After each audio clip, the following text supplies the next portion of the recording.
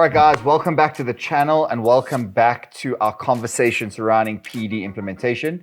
In the first video, we spoke about why testosterone is always going to be your base compound for any cycle. Today, we're going to talk about potentially escalating that dosage into super physiological levels and why we would be doing that and how we would be doing that in a smart capacity. A smart and healthy capacity. Now, generally speaking, as a first pass, when you are introducing yourself to PED implementation, testosterone is going to be brought to what I would call TRT levels. Now, that dosing is going to differ quite substantially from person to person. I've seen people brought up to maximum normal levels, but with 120 milligrams per week. I've seen other people having to take up to 250 to 300 milligrams per week in order to get up to those higher levels of normal human physiology. When we implement testosterone for the first time, we're going to want our base blood work done to see where your basal test is sitting, and probably run labs every 6 to 8 weeks thereafter to gauge where your starting dosage is taking you. All right.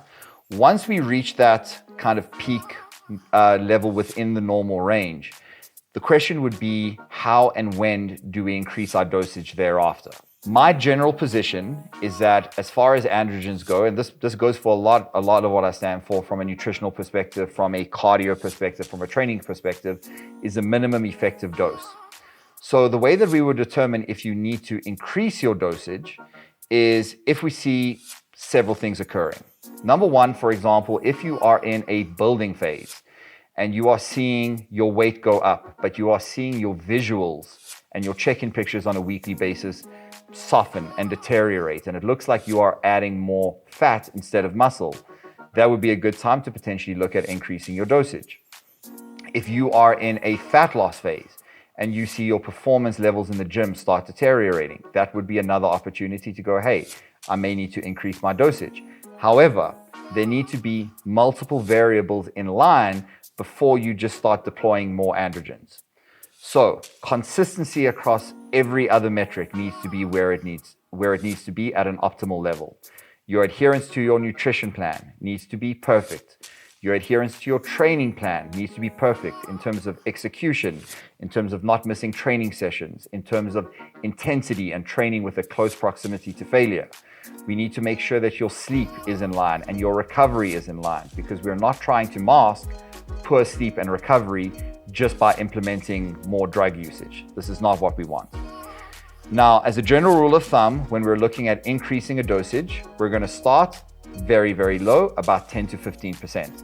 So for example, if you know that 200 milligrams puts you at the upper end of the normal range for free testosterone and total testosterone, you might look at escalating to somewhere between 200 and 225 milligrams as your first point of escalation. Now, over time, this can accrue and grow, and you can get to a point where people are on 300, 400, 500 milligrams per week, but this is entirely individual. And the reason why it is entirely individual is because different people are going to have different levels by which they start accumulating side effects related to predominantly estrogen. So this is not taken on your blood work. When you see your estrogen levels start to rise, that is normal as your testosterone dosage starts to increase, but more on your subjective experience of potential side effects, whether that be nipple sensitivity and potential gynecomastia, water retention, elevated levels of blood pressure, skin and acne problems. If you run into those issues, what you know is that you have now exceeded your maximum possible dosage of testosterone, and to de-escalate to the previous dosage at which you were tolerating it with no issues. As a general rule of thumb, every time you do make an increase, hold at that dosage for at least 5 to 6 weeks prior to testing your lab work again to ensure where the new dosage has you in terms of the normal range. All right, guys, so just remember, if you are thinking about implementing PEDs, there is a safer use way of doing things, a safer use model of doing things. We are not just throwing the kitchen sink at ourselves and hoping for the best results and not paying attention to health markers. There is a logical and a structured way to go about this. Just make sure that you have the knowledge, and that if you don't have the knowledge, you have a coach on your side who does and can manage things in a healthy and effective way.